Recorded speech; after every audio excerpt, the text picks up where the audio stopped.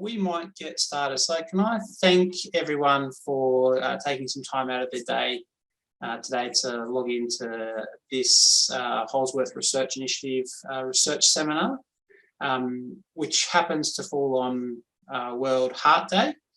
So I'd just like to acknowledge that, and I think that's particularly important given that we're talking today about cardiac rehab. Can I also acknowledge the lands of the traditional peoples that we might be joining from today? These will be varied lands, with Julie up in Sydney and myself in Seymour in Victoria on lands of the Tongarong peoples, and pay my respects to elders past and present of all the lands where you may be joining us from, and extend that respect to any First Nations people that might be joining us today. So we are very lucky today to have Julie Redfern, who is a Professor of Public Health and the Research Academic Director in the Faculty of Medicine and Health at the University of Sydney, presenting to us today. Julie is a practicing physiotherapist and a professorial fellow at the George Institute for Global Health. She's been a chief investigator on research grants totaling at least 25 million in the past 5 years, as far as I can work out, Julie, and has published over 200 manuscripts and a number of book chapters as well. Professor Redfern currently holds an NHMRC Investigator Grant, Level 2, for which she won the NHMRC Elizabeth Blackburn Award for Health Services. She recently won the New South Wales Woman of Excellence Award, and also a Vice-Chancellor's Award for Leadership and Mentoring at the University of Sydney. Julie is also the Principal Investigator of the NHMRC Synergy Grant, known as SolveCHD, which is a really big program of research that's ongoing at the moment. And recently, when I was up at the ACRA conference, had a number of really good chats with people involved in that, and got to see some of the really good evidence and outcomes coming from that so far. And I think there's still a few years on that to go, so I look forward to continuing outcomes. And has over 15 years of experience developing, testing and implementing scalable strategies to close evidence to practice gaps and improve health outcomes for people with cardiovascular disease. So with that, Julie, can I welcome you and hand over to you, and we'll have time for questions at the end. Yeah, sure. Okay, thanks, Brett, and thanks for those that have made that time out of their day to hear and listen. So I've just thought, after chatting with Brett up at the SeaWorld at the ACRA conference, just give you a little bit of a sort of a cook's tour of some of the things we've done and some of the things we're doing. And, you know, feel free to sit there and let your mind kind of wander and think creatively, I think, which I think is more important as being a researcher than people realise. So I'll take you through some of the things we've done, and we can have a bit of chat at the end. So before we get started, I too acknowledge the traditional custodians of the land, and I'm up here on Darkin Jungle land, north of Sydney. Also, as Brett also said, today is World Heart Day, which is exciting. So the World Heart Federation is an organisation I am quite involved with, and I haven't got a slide on it, but I recently was over in Barcelona and was part of the team that launched the World Heart Federation Roadmap for Digital Health. So there is a roadmap for digital health, if you're interested, available through World Heart Federation on their website. There is also a roadmap, which is a little bit outdated now, but for secondary prevention. So it's going to be updated. So keep your eye out for those. Okay, but I'm going to give you a little bit of a tour of a few sort of bits and pieces. These are some of my direct current team, amazing people doing amazing things. Won't go through them all. I'm going to touch on a few studies a few of them are doing. But of course, you all probably know this, but just to kind of get you in the swing of it, we know cardiovascular disease is the leading cause of death and disease burden globally. But, you know, with an aging population, and interestingly, whether you've thought about it this way, I'm not sure, but as we're doing better with our medicine and our surgery and our technology, more people are surviving initial events or heart attacks, for example. And so what we're seeing is an increase in the number of people actually needing support, you know, in a lighter way, obviously, because they're surviving their initial events compared to days gone by. And we have around 60,000 acute coronary events in Australia every year, and about 13% of them are fatal. But I think the point I've been trying to make in my research for the last 20 years is that, obviously it's not good that 13% of those people have passed away, and we want to reduce that. But what it means is there's 51,000 of them that have survived, which is fantastic, but we need to continue to help this group. So this is the group where my research is focused. And on that, cardiovascular disease, we've been trying to work towards promoting and understanding that it is a chronic condition. It doesn't resolve. People are always going to be at higher risk, and we need to support them in multidimensional and long-term management of that disease. And secondary prevention, which is what that is a critical part of that journey after they leave hospital, which, as I said, has been the focus of my whole research program. And so there is an urgent need and a growing need to have strategies that are simple, scalable, and population level. I've got a typo there, to get long-term response. So this is this series of slides that I'm going to show you now is something I really had a lot of fun putting together, I guess. It ended up being the foundation of the Synergy Grant, and it built on some earlier work I'd done in physical activity.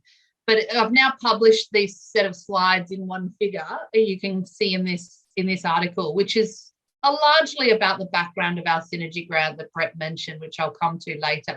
And we published it this year in Frontiers of Cardiovascular Medicine. There's the reference if you want to go and have a look at it. But I'm going to talk you through the main figure. So you may or may not have thought about things this way, and this was a bit of a different way of handling the history of cardiac rehab than others had done before, a sort of different nuance on the same thing. So you may or may not know that back in the 1950s or before, people who have survived a heart attack were put on bed rest, sometimes for up to a year. And of course, there was a lot of fear that if they walked around, even to the bathroom, they would, have another heart attack because of the stress on the heart. So, you might think the 1950s is a long time ago, but it's also fairly recent. So it's interesting. And of course, after that, lying in bed for 6 weeks, 4 weeks, or a year, people did become very deconditioned physically, and they did need, in inverted commas, rehabilitation to get their body moving again because their muscles had become so atrophied and various other sequelae that happened from immobility. So it was actually recommended that people had no physical activity at that time, which is interesting given where we might think immediately today. Then in the 1960s, we saw this pioneering research at the time. It caused high debate and was problematic and made people very nervous, which was called the Levine chair experiment. And 2 authors, you can get them in the paper, but and the article is referenced in the paper, but it's interesting to look at. They started to say, well, hang on a minute, people can sit in a chair and they don't have heart attacks if they do so. So then that sort of built into this sort of, okay, people can do light activity, and was found in the end to actually be beneficial. So it's not that long ago in a way. So if you want to know a little bit more, you can go to the paper, their direct paper, which is referenced in our paper.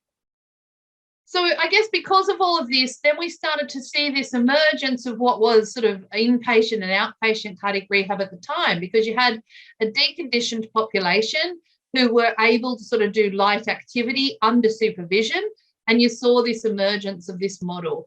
Of course, bypass surgery was also sort of happening, but it was obviously very, very invasive at the time and required a lot of time in ICU. So it also was part of that issue around deconditioning. So in the 80s, you saw this extreme proliferation of group-based cardiac rehabilitation, which sort of makes sense. We wanted people to be able to go home, but come back into hospitals regularly and start, getting their rehabilitation. And then it progressed more to be exercise, adding education, and it really escalated across the Western world.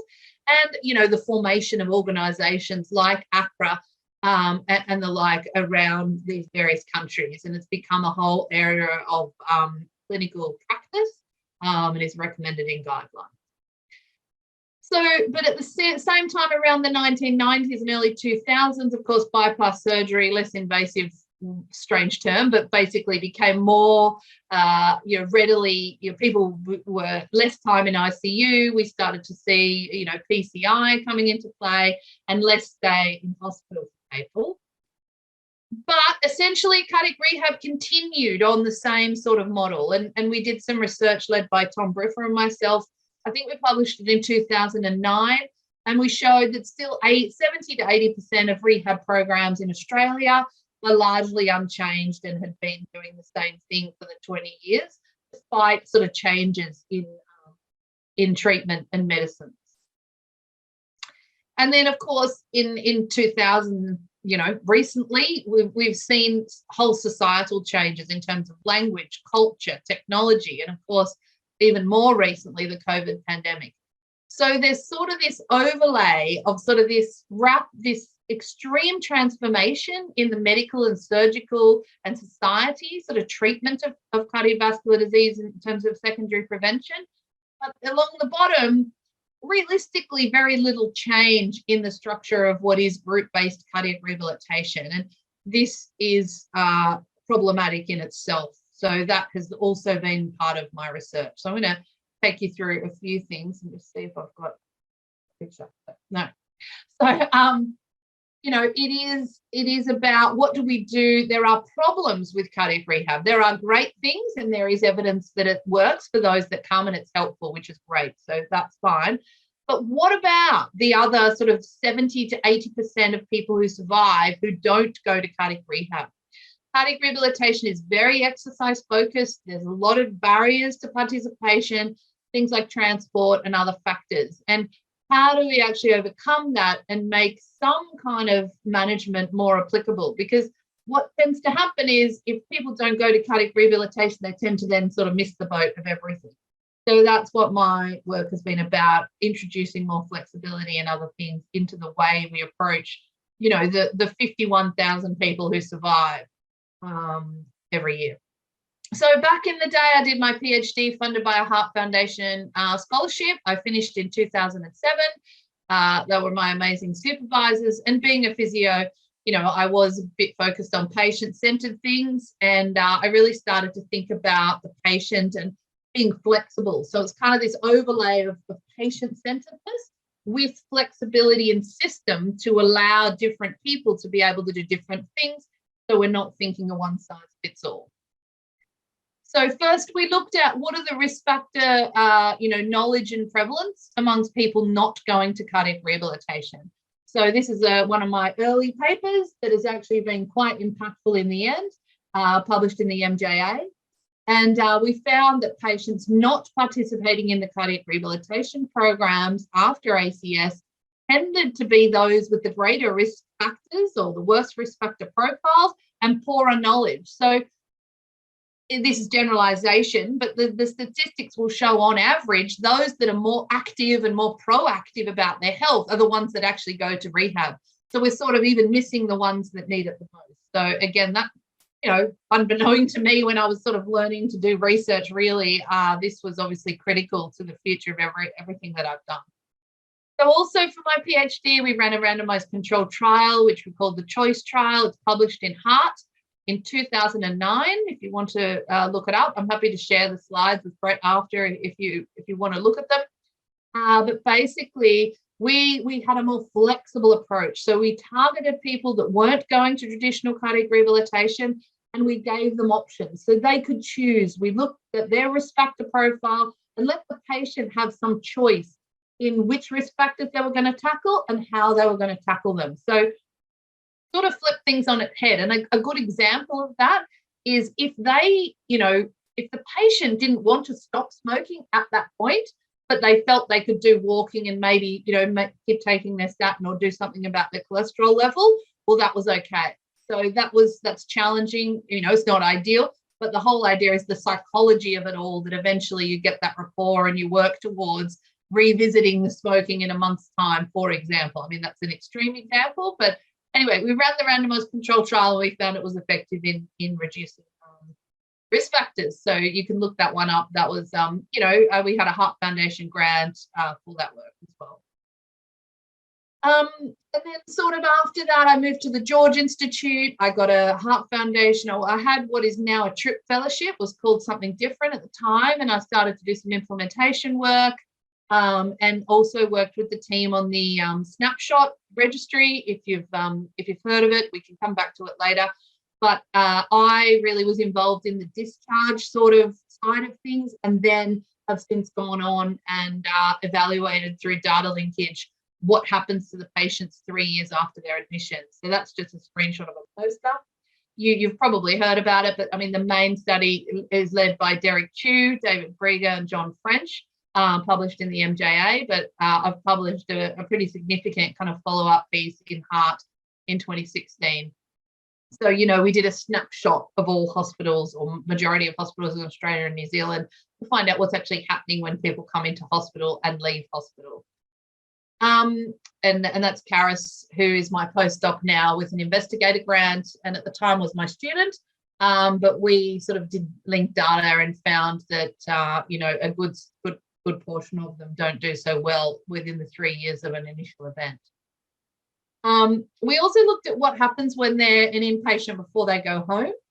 And we wanted to look at what proportion of people in that snapshot cohort get any documented record of having lifestyle advice of any sort. It could be as hopeless as you like, but at least it's there.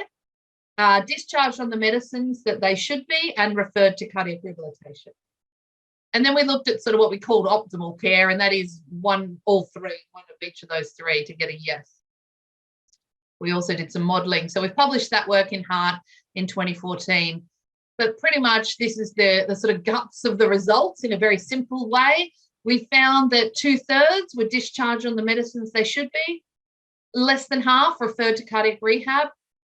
Around half people who smoked had any documented mention of being advised to stop smoking. Only 10% are documented as screened for depression, even though that's recommended for everybody. And around 1/3, some mention of diet and some mention of physical activity. And I thought it was reasonably positive, far from ideal, but I was surprised to see 54% of Indigenous patients had actually been seen by an Indigenous health worker, which I thought there's a long way to go, but was better than I expected, to be honest, sadly.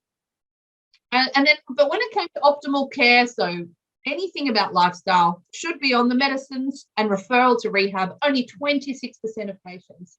And, you know, this is what happens when you look at data rather than surveying people. You find out what's really going on. So that's been an interesting paper from back in 2014. So I think most of that work is to kind of show we were starting to dabble in the space, what's going on, what's happening with the patients, what are they really getting through a number of means, and doing a variety of things. But I've been a strong advocate that, you know, this is not good enough, and how do we actually do something about it?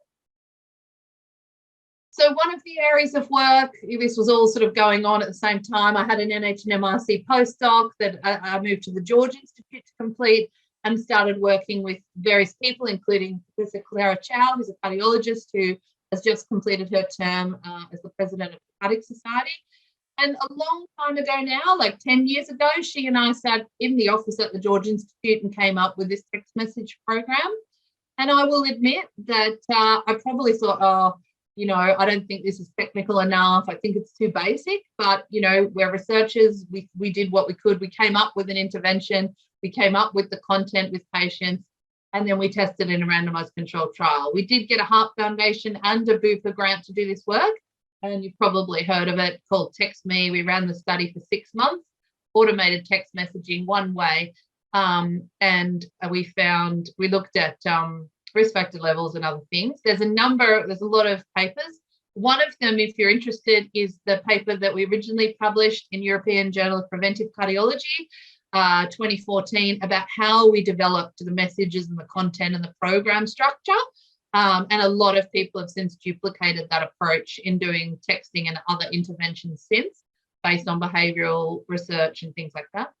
The main results are published in JAMA in 2015. And also we've published qualitative outcomes and patient engagement, as well as economic outcomes. So it was only 6 months. It was one way, and then we evaluated at 12 months. And we found significant improvements in multiple risk factors. And you can look that one up if you're interested. It's a highly cited paper, but this is the paper, and these are the kind of one table of the results showing the kind of things that we found. So these are some of the things the patient said. I sort of just want to keep moving so I can give you some samples of other things we've done. But basically, patients, to my surprise, I remember the day sitting in the first focus group that we did, and I kind of walked out, and the girl who was with me, our research assistant at the time, we sort of looked at each other and went, whoa, the patients just couldn't speak highly enough. I couldn't believe how much they actually liked it, to be honest. And they said, this is published in PLOS One if you're interested, but they gave us a lot of insight into what they felt about the messages and actually a lot of things that it actually did improve things. I don't think I have. Yeah, so just to say, I haven't got a slide on it because I want to show you some other things we've done. We've then gone on and done a lot of text messaging research in a lot of areas of health, including breast cancer, diabetes, renal disease, endometriosis, cancer, all sorts of things. And we've done many evaluations of many things. We did win the 2016 Australian Google Impact Challenge, and Claire and I got $1 million to develop a system to expand the program, and that is called Text Care, but we also have some other systems to be able to go on and evaluate text messaging intervention. So a similar time I was involved in the Connect study, which was funded by the NHMRC, big randomised controlled trial in primary care, worked with David Peiris and Anushka Patel on this.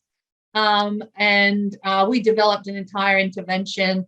There was a responsive web app, but it was fully integrated with the GP's electronic records. So I started to learn a lot about electronic records in primary care. So basically when the patient would log in, it would sync with medications and risk factor measurements that the GP had taken. So you don't sort of have to type things in, and we developed this very interactive system. I won't go through it all now, but it included the messaging and things as well. But we had sort of learn area where patients can learn about their own sort of situation. We had an act area where people can set goals and get rewards and standard things you might expect. And then we had sort of interactive sharing and chat kind of areas and general settings. Now, at the time, it feels pretty standard now. Everyone's building apps, but we were creating this back in 2013, and there wasn't really many people doing this. And then we ran a big randomized controlled trial. So that is called Connect. It was eventually published in the Nature Partner Journal Digital Medicine in 2020, and you can go and look that up if you're interested. It's also cited in that World Heart Federation Global, the roadmap for digital health in cardiology. And there was a whole series of papers on that as well, also evaluating patient experience and other things. So we did a single blind trial, 936 patients, 65 practices, and we followed them up for 18 months, and we found improved things like health literacy and some improvement in some risk factors, but not huge improvements. And so I think I've been a strong advocate, which is a different conversation, about evaluation and robust trials in digital health and not just keeping on punching out more digital health strategies. I also have been an advocate in my work, and still am and will continue to be. I'm not really into promoting one particular app or one particular system or commercializing something, to be honest. I'm more about generating the knowledge and the evidence that other people can take forward. So I'm more about kind of knowledge and research for myself, and then getting things to patients if they help. So I'm going to jump around a bit with some different studies. I had an amazing PhD student that came from Brazil, Carla Santo, to work with me, and she ran a study called MedApp. And I think the interesting thing about this is we did get our Heart Foundation Vanguard for it, and she ran a randomized controlled trial with 3 groups. So she looked at a sort of a control group doing usual care.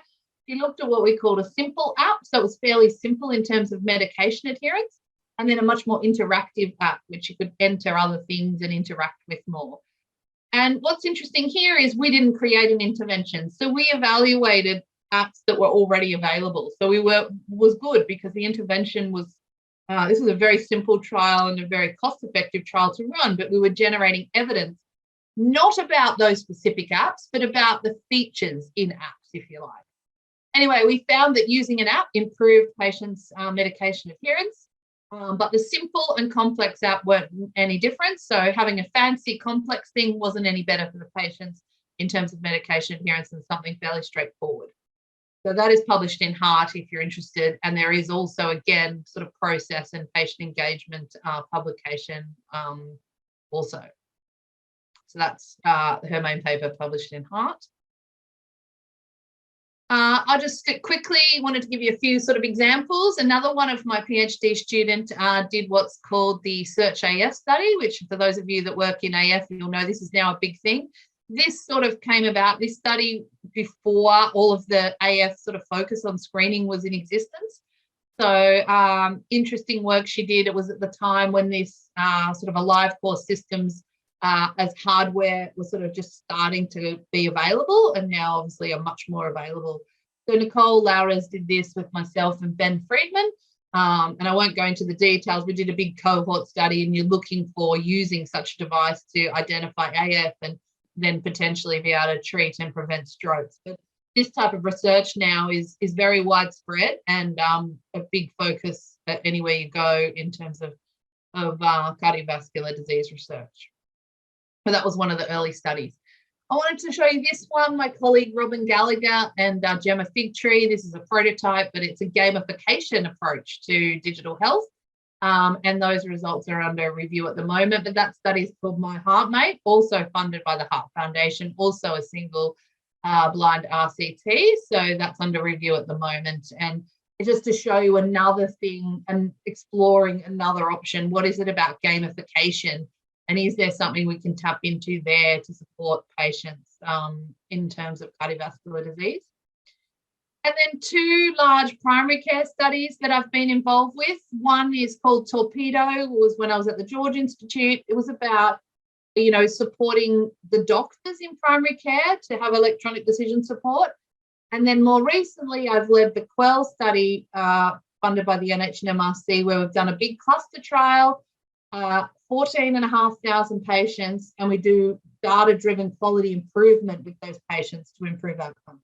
We're just getting the 24-month follow-up for that now, but I've learned a lot through those studies about primary care, data extraction, data linkage, and they've been two really interesting sort of parallel studies. Just to flag with you that, you know, this was back in the day, how, you know, we used to record notes, you know, for GPs and things. And cardiac rehab is still a little bit like that to a point. So that's one of the things that all came together to try and improve things. And we've got this sort of quality improvement strategy, which others have done before, but we're actually evaluating it for rehospitalisation.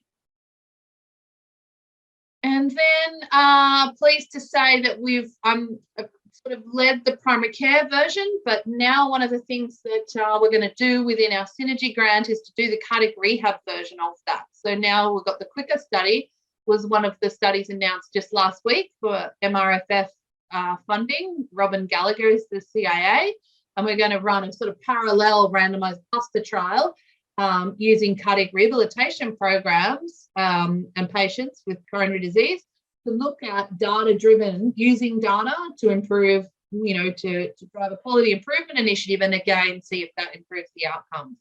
So that is called the Quicker study, and you will see that coming. We've got a job advertised to be involved in that study at the moment.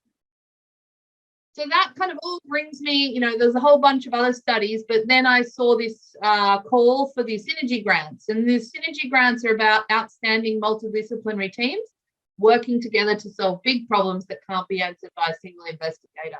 And I really started to see all of the work that I'd been doing. I now was in a position I could apply for this type of funding. Cardiac rehab has always been the poor cousin of big research funding, particularly, you know, in any area, but cardiovascular disease. And so I was able to successfully lead that, and we were awarded that Synergy Grant. These are the investigators. But our vision is to optimise after hospital care and reduce the burden of heart disease by integrating data, technology, partnerships, and also capacity building. I'm not going to go into all of the details, but there's kind of 4 bits. One is this sort of make happen this national system where we can actually have electronic collection of information in cardiac rehabilitation and use that data to enable data-driven quality improvement. And then I had a series of studies in that application, 3 of which we've now had funded by the MRFF, including the Quicker is one of the trials sitting underneath here. So that's makes me happy. But we're also supporting some other innovative research that you might want to talk to me about. And then we're looking at research capacity, which I'll touch on in a minute, and establishing a big network to try and help everyone be united in this space.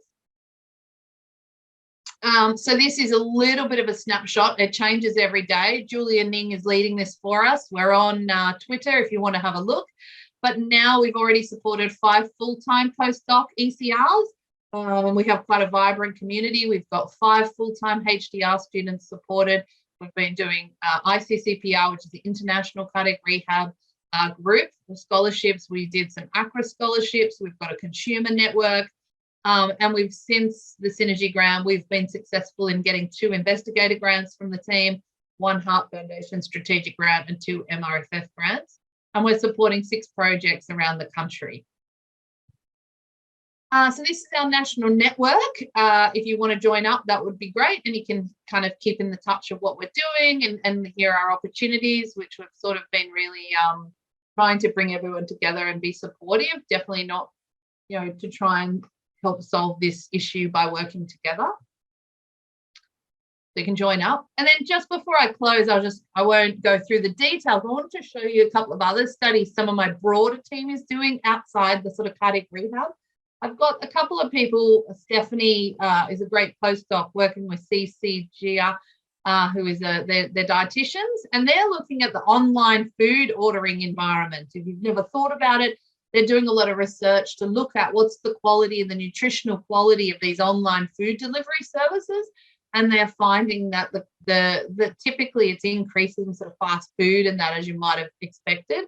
And they're doing a lot of then policy work around that space. So it's a really interesting program of work that I just wanted to flag to you as something quite different. And then show you also, just to show you a bit more breadth, my PhD student, Anna Singleton, who is now finished and is a postdoc, ran the Empower SMS trial and various other pieces. There's some references down the bottom, but she won for this study the Australian Clinical Trial Alliance Consumer Involvement Award for amazing sort of co-design and consumer involvement. But that's a randomized controlled trial looking at text messaging to support women post breast cancer, and that was found to be helpful and useful for patients. So you can look that up if you're interested, but she's leading a fantastic program of cancer survivorship there. And then Stephanie and another student, Rebecca Rayside, in the team, who's supported by one of the Solve scholarships, they've also got an MRFF grant looking at text messaging to support young people, so adolescents, physical activity and nutrition in primary care. So you might see that one a little bit if you look on Twitter. It's called Health for Me, and Rebecca just recently had the protocol published, but it's sort of not recruiting yet. It's just getting going. I think this might be the last one. We have another MRFF grant, which is part of the Solve program, and that's called Heart to Heart, and it's about peer support. So I think peer support is a bit of under kind of investigated area. So we've got a step wedge cluster trial where we're going to look at peer support. There's digital and in-person approaches to peer support. So we're going to be recruiting cardiac rehab programs and looking at sort of standard things, risk factors, proms, prems, and process and feasibility. And then we're doing a similar thing in Chinese population with this one as well. So there's a bit of a program building in peer support as another strategy.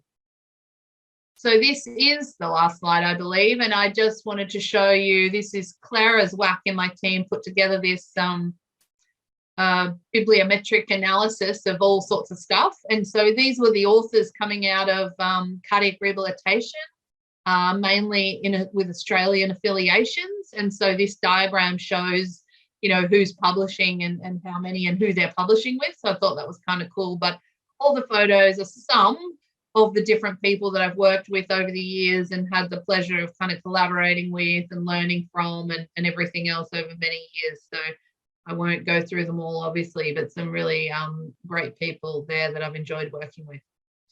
So that is all I was going to say. I'll stop sharing and stop talking. And there you go, Brett. You said 40 minutes and it's 11:39. So I know that was a lot. So whatever, however you want to do this next little bit is fine with me.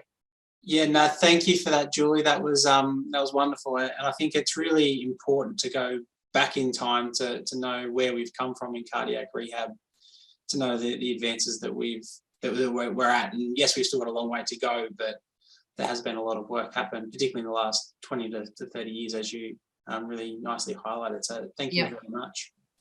I'm happy to throw open to questions now. So if anyone has anything, please just pop yourself off mute, and now's your chance. So don't be scared. I don't care. You can ask whatever you like. It's all fine. What people think, Julie, why don't I ask a question? And putting this in context of all of your work is, or most of your work at least, has been around the systems type of approach. Mm-hmm. If you were to give any advice to anyone implementing cardiac rehab at the moment, what's the biggest thing that we probably need to be looking at from an implementation point of view at the coalface? Yeah, look, I mean, good question. I'm going to answer it in not the way people like to hear. And that is that there isn't one thing. And I'm quite an advocate for that. We kind of want the one size fits all. Find that, everyone does it. We'll all be fine and everything will be fixed. Every human being is different. Every situation is different. So we need to have a suite of things that we can support people with, and whatever works. So Brett, if you and I are trying to, stop smoking and we want to do it totally different ways, that's fine. And I think letting go of trying to find one solution is probably the main advice, and to think about flipping that on its head. What are the things we can do to help each person sort of help themselves or do what's going to work from them? So but that is challenging from a systems perspective because, people want one answer. So I think that, and also awareness for regular checking, being systematic, and that it is sort of a chronic condition. So you need to keep aware of it, keep evaluating. It's not, we don't want people to go to cardiac rehab for 6 weeks and then they're fixed, or have a PCI stent and then they're fixed. This has been a bit of a systematic problem. So getting past that messaging, I think, is another aspect. So it is a bit complicated. And, having one thing would be great, but that will never happen with human beings. Yes, even though I've got some data that I'm hopefully going to be submitting for review very soon that basically says across cardiac rehab at the moment, we're taking a one-size approach. So, which, Brett, is the whole problem. So yes. This is the whole problem, and this is the whole reason for my advocacy. If you keep trying to force everybody to do one thing, it doesn't work. So in Northern Territory, you can't have that approach because it doesn't work, because you can't have somewhere that everyone can go from the whole, so it will never sort of work. And it's okay that it isn't one size fits all. I think that's another element for me, but that's probably a bit of the physio and I say often that I remember doing the psychology and the sociology in the first year or two of my degree and thinking, why would I ever need to know this? This is so boring. And, but now I think about it every day. But at the time you just don't have the insight and the greater sort of awareness. But those things are critical. Mm. Yeah. Great. Any questions from you, ask Lisa? Yeah, I've got a question. Thank you, Julie. That was really interesting. When you've developed and worked with the mobile apps, have you had to adjust them or put variation in to account for different diverse groups? Or have you just put out a standard mobile application? So good question. I would say we have, and there's a few things. I can give you a few examples. Yeah. In the most part, it's sort of like trying to have a system that has some level of flexibility and because it's tricky, because you need to allow sort of readability and understandability for people who want more detail, but also simplicity for those who can't manage more detail. We have done other things in other languages. So, but we've done texting in other languages. We've done some of the apps in Chinese. It's not been the focus of my work, but we've done that. We've also done some CPR type training where we actually target different cultures to understand and support them in improving that, but understanding what the sort of differences and nuance are. But it is definitely an area of sort of work, but it's an interesting area because it sort of comes back to what Brett said as well. Allowing flexibility inherently helps cope with that very issue. So again, it speaks to the not one size fits all. It might be a language thing. It might be a who knows what cultural thing, or it might be, health literacy, or it might be, heaven forbid, a stubborn person like my dad who's stubborn and thinks he knows what to do. They're all differences in human beings for different reasons. So yes and no, we've done it. And, yes, you need variation. There are other groups. So a really strong group, Andrew Majorana, my good friend, and his PhD student, Tashi, they did a bit of a thing using WeChat with Chinese population and found that to be effective. I think that's published in the Lancet Digital Health Journal. That was a good study. So there are people around doing it, and it is really important because if we are often, the people with bigger challenges for whatever reasons are the people that don't go to the traditional programs. So we're sort of missing them. So they are the critical sort of group, and Indigenous populations are obviously another good example. Yeah, thank you. Everyone's wide awake. Anyone else doing anything exciting or think, they want to share with me? I'll be happy to hear what any of the people or the group is doing too. I'm happy to share my idea, Brett. Is that Go okay? for it, Lisa. I was about to suggest that. Yeah, so I've got a physio background as well and worked in cardiac rehab for 20 years in Bendigo.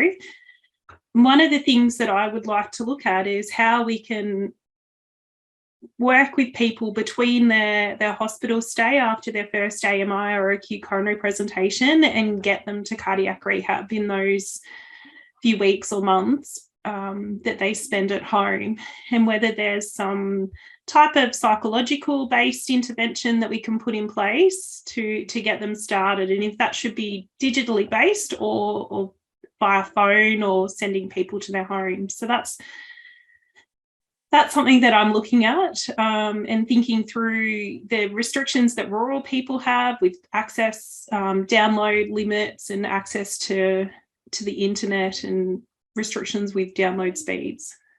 Oh, she's gone. Yeah, I think Julie was hoping to get through without any internet connection issues. There's been a few at Bendigo at the hospital. Or not at the hospital, sorry, at Health Sciences. Oh, has there? Yep, everyone's dropped out this morning that I've talked to. Luckily, I'm not there today then. No. Oh, well, that was really interesting. Thanks, Brett, for organising. That's okay. We'll give Julie a minute to see if she can log back in or not.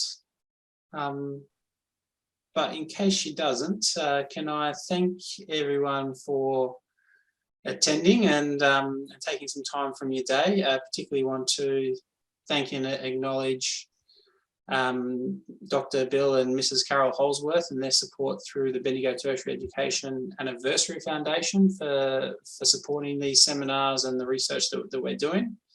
And keep reaching out to see how you can get involved. But thanks everyone for attending, and thank you for Julie for presenting.